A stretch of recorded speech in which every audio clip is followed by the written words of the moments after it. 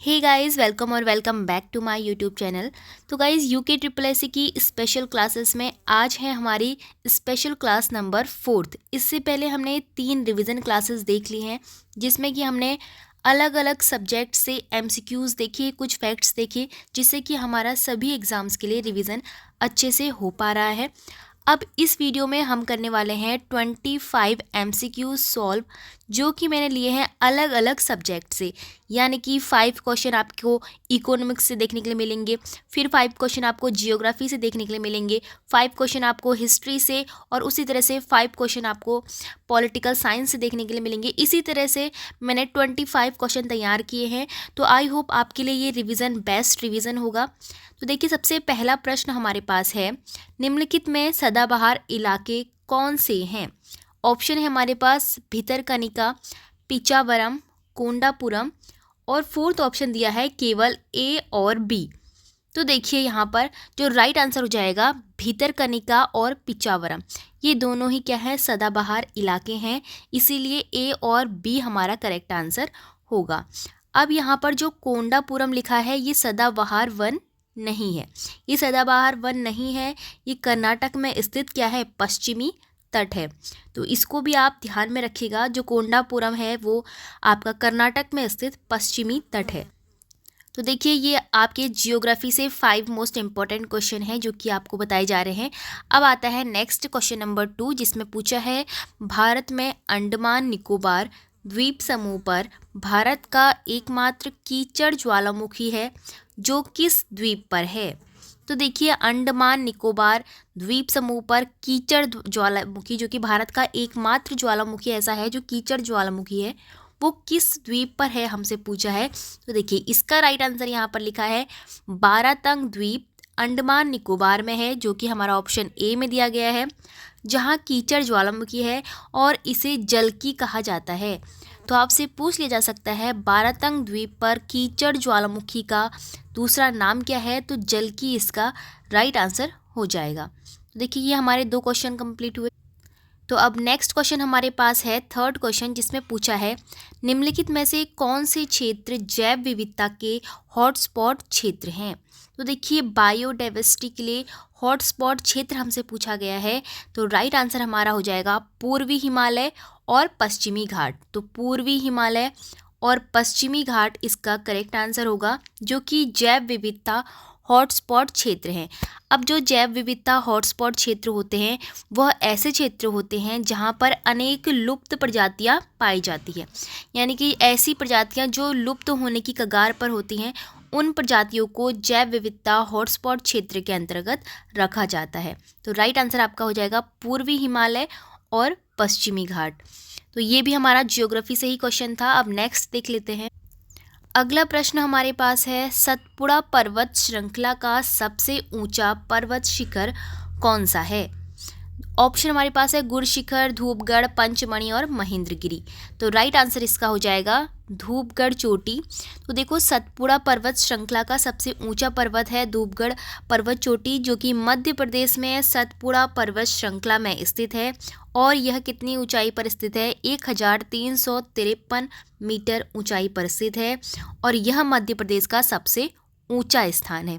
सबसे ऊंचे स्थान पर स्थित है धूपगढ़ चोटी, मध्य प्रदेश में स्थित है, जो कि सतपुड़ा पर्वत श्रृंखला का सबसे ऊंचा पर्वत शिखर है। तो याद रखना है आपको। नेक्स्ट क्वेश्चन हमारे पास है, किस दर्रे को भारत, चीन और म्यांमार का त्रिकोणीय संगम कहा जाता है? तो भारत, चीन और म्यांमार, इन 3 जो है देशों के बीच का जो संगम है, वो किस दर्रे को कहा जाता है? ऑप्शन हमारे पास है नाथुला दर्रा, जेलेपला, बोमदीला और दिफू। तो करेक्ट आंसर आपका हो जाएगा दिफू दर्रा। अब देखिए, इसका आंसर जो है उसमें बताया गया है, दिफू दर्रा 4587 मीटर की ऊंचाई पर यह स्थित है। इस दर्रे के पास भारत, चीन और म्यांमार की सीमाएं लगती है। अक्टूबर 1960 में चीन और म्यांमार ने दिफू के निकट अपनी सीमाओं का सीमांकन किया था, जिसके बाद भारत और चीन के बीच अरुणाचल प्रदेश को लेकर सीमा विवाद उत्पन्न हुआ था। तो याद रखना है आपको, दिफू दर्रा ऐसा दर्रा है जहां पर भारत, चीन और म्यांमार 3 देशों का संगम होता है। ठीक है, त्रिकोणीय संगम इसको कहते हैं। नेक्स्ट क्वेश्चन हमारे पास है, हड़प्पा में प्रमुख अंत्येष्टि प्रथा थी। तो देखिए, हमारा अब इतिहास से प्रश्न स्टार्ट हो चुके हैं। जियोग्राफी के हमने 5 मोस्ट इंपॉर्टेंट क्वेश्चन देख लिए हैं। अब आते हैं हम इतिहास पर। ठीक है, पहला प्रश्न हमारे पास है, हड़प्पा में प्रमुख अंत्येष्टि प्रथा थी। ऑप्शन हमारे पास है, दाह संस्कार की, राख को कलश में रखकर गाड़ने की, मृतिका पात्र के साथ शरीर का विस्तारित शवाधान। नेक्स्ट है, स्थल के निर्देश के लिए स्मारक बनाना। तो हड़प्पा जो संस्कृति थी उसमें हड़प्पा सभ्यता थी उसमें अंत्येष्टि प्रथा जो है, मृतिका पात्र के साथ शरीर का विस्तारित समाधान रखा जाता था। तो इसका करेक्ट आंसर हो जाएगा हमारा ऑप्शन सी। ठीक है, नेक्स्ट क्वेश्चन देखते हैं। अब हमसे पूछा है क्वेश्चन नंबर 7 में, कौटिल्य के अर्थशास्त्र में मुख्य रूप में किसका वर्णन है। तो कौटिल्य ने जो अर्थशास्त्र लिखा था उसमें अर्थव्यवस्था, धर्म, नैतिकता या राज्य व्यवस्था में से जो मुख्य रूप से वर्णन है वो है राज्य व्यवस्था का। तो राज्य व्यवस्था इसका करेक्ट आंसर हो जाएगा। आप आंसर देख सकते हैं, राज्य व्यवस्था इसका करेक्ट आंसर है, जो कि कौटिल्य के अर्थशास्त्र में मुख्य रूप से इसका वर्णन मिलता है। अब अगला प्रश्न हमारे पास है, निम्न में से जैन साहित्य को किस नाम से जाना जाता है। जैन साहित्य को किस नाम से जाना जाता है। अंग के नाम से जाना जाता है। तो अंग इसका मतलब है जैनों का साहित्य। ठीक है, अब देखिए नेक्स्ट क्वेश्चन हमारे पास है, गुप्त काल में जो चांदी के सिक्के चलाए गए उसे किस नाम से जाना जाता है। तो गुप्त काल में चांदी के सिक्के चलाए गए थे और उसको रुपयक नाम से जाना जाता है। ऑप्शन डी हमारा बिल्कुल करेक्ट होगा। तो देखिए, अब हमारे पास हिस्ट्री का लास्ट क्वेश्चन है जिसमें हमसे पूछा गया है, सुभाष चंद्र बोस को सर्वप्रथम नेताजी किसने कहा था। तो देखिए, सुभाष चंद्र बोस को सबसे पहले नेताजी की उपाधि दी गई थी और वो किसके द्वारा दी गई थी, एडोल्फ हिटलर के द्वारा दी गई थी। तो ऑप्शन बी हमारा बिल्कुल करेक्ट हो जाएगा। तो ये थे हमारे हिस्ट्री के मोस्ट इम्पोर्टेंट 5 क्वेश्चन, वो भी हमारे कंप्लीट हो चुके हैं।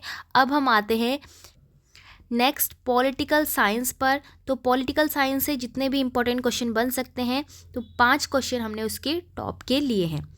11वां क्वेश्चन है, पंडित जवाहरलाल नेहरू जी द्वारा भाग्यवधु से चिर प्रतीक्षित ट्रिस्ट विद डेस्टिनी भाषण कब दिया गया।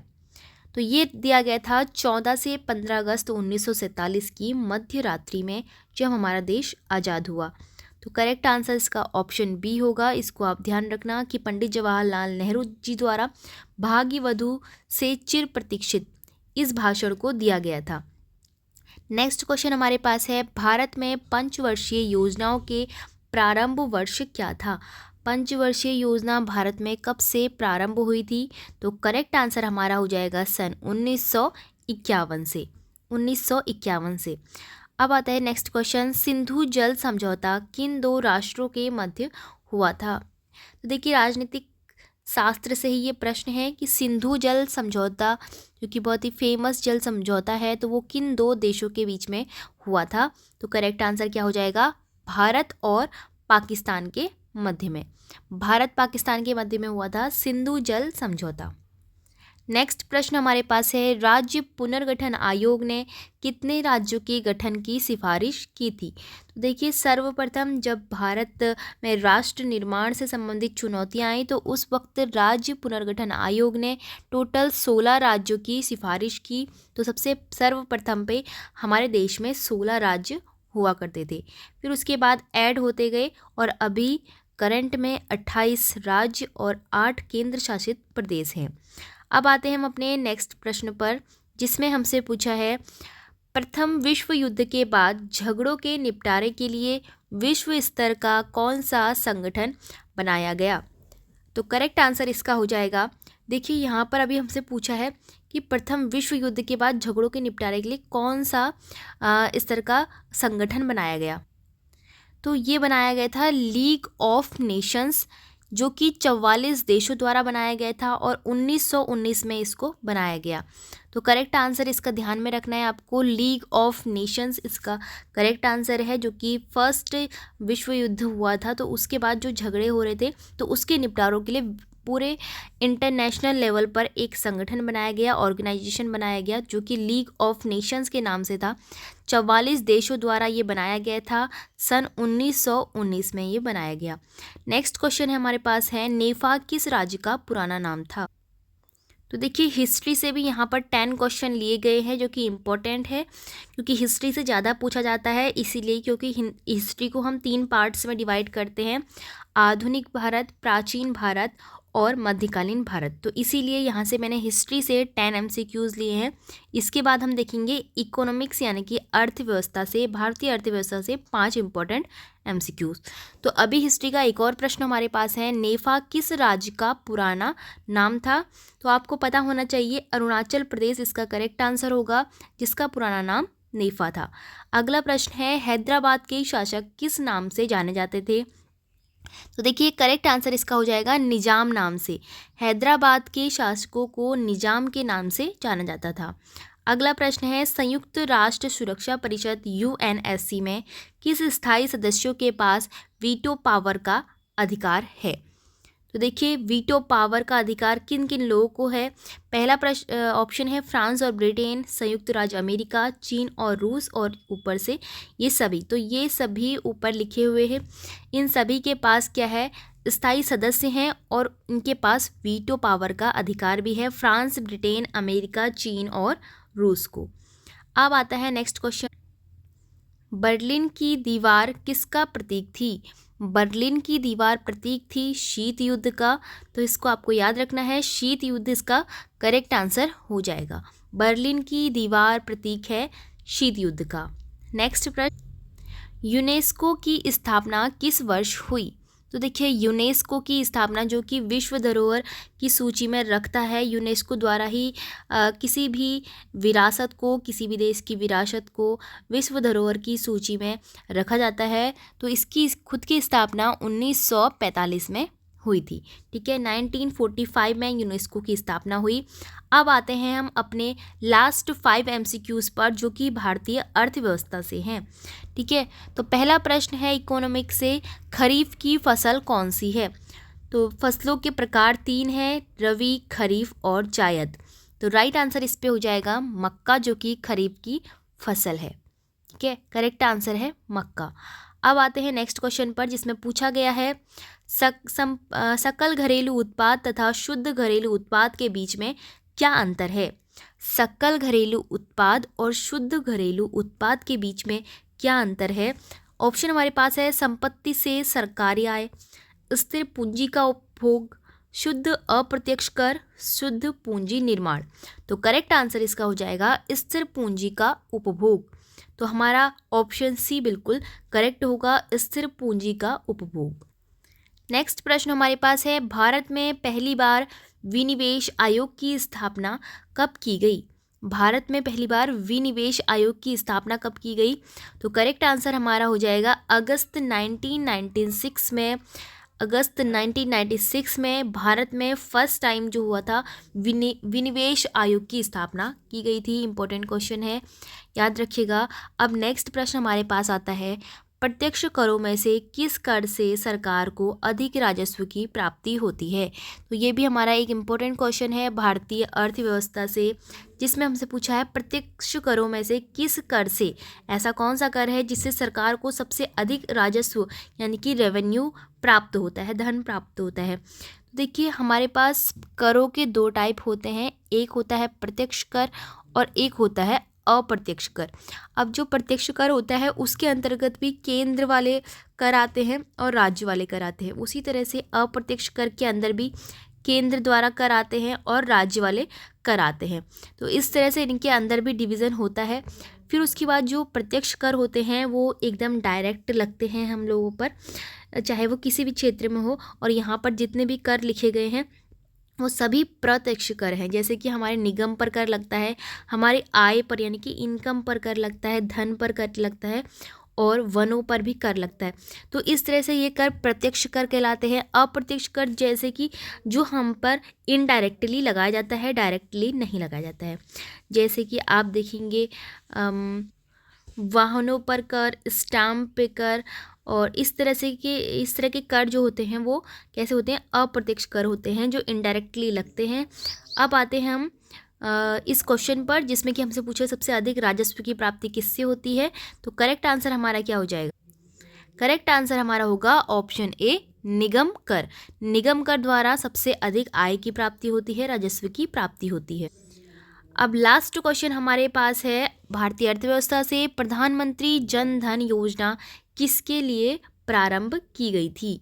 तो आपको पता ही होगा प्रधानमंत्री द्वारा जन धन योजना का शुभारंभ किया गया था, और यह किसके लिए किया गया था हमको बताना है। ऑप्शन हमारे पास है, गरीब लोगों को अपेक्षाकृत कम ब्याज दर पर आवास ऋण प्रदान करने के लिए, या फिर पिछड़े क्षेत्रों में महिला स्वयं सहायता समूहों को प्रोत्साहन करने के लिए, फिर सी ऑप्शन है, देश में वित्तीय समावेशन यानी कि फाइनेंशियल इंक्लूजन को बढ़ावा देने के लिए, को उसको प्रोत्साहन करने के लिए, या फिर इनमें से ये सभी जो है प्रधानमंत्री जन धन योजना के लिए चलाए गए। क्या यही सभी कारण थे?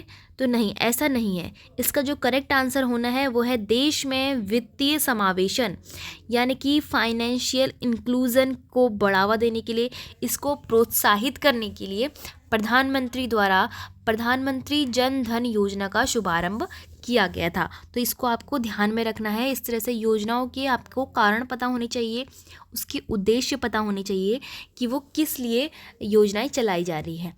अब देखिए, इस तरह से हमने आज की वीडियो में जो कि हमारी रिवीजन क्लास थी उसमें हमने 25 MCQs को सॉल्व किया, जो कि हमारे विभिन्न सब्जेक्ट से थे, हिस्ट्री, इकोनॉमिक्स, पॉलिटिकल साइंस और जियोग्राफी।